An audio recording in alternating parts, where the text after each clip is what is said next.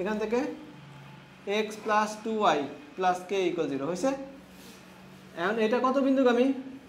এই বিন্দুগামী, কারণ এই রেখাটা তো এপি রেখা। কি হতে যাচ্ছে?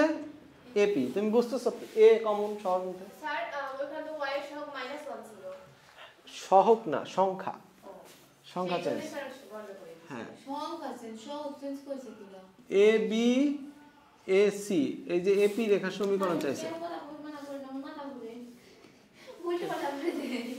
এপি রেখার সমীকরণ চাইছে, সবগুলো এই বিন্দুগামী। জি স্যার, ইয়া পারিব। বুঝছো? আচ্ছা, 6 এর 6 গেল।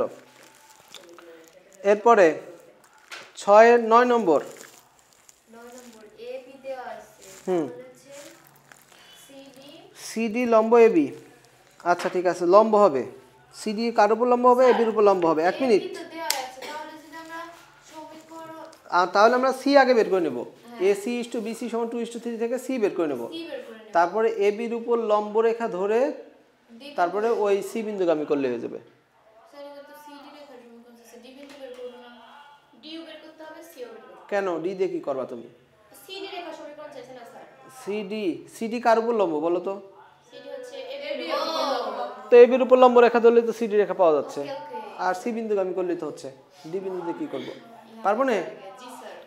আচ্ছা ঠিক আছে, 12 নম্বরে আসো। স্যার বারবার স্যার। এ বিন্দু, বি বিন্দু, সি বিন্দু। স্যার মধ্যবিন্দু বুঝতে আছে। মধ্যবিন্দুর ভুজ হচ্ছে এত। এই কথাটা বলে এর মান বের করার সুযোগ দিছে, বুঝছো? এ বি এর যে এটা আছে না, ওইটা বের করার সুযোগ দিছে। আচ্ছা, সি বিন্দুগামী এবং এ বি এর উপর লম্ব রেখার সমীকরণ পারবো না? স্যার পরে টুক পারি নাই তো আপনি স্যার মধ্যবিন্দু ভুজ এ বিন্দুর ভুজ কত? ছোট এ। বি বিন্দুর ভুজ কত? 0। তাহলে a + 0/2 এটা হলো মধ্যবিন্দু।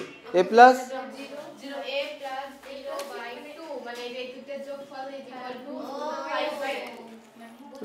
5/2। হ্যাঁ, তাহলে এর মান কত? √5 এই তো বের হয়ে গেছে বিন্দু।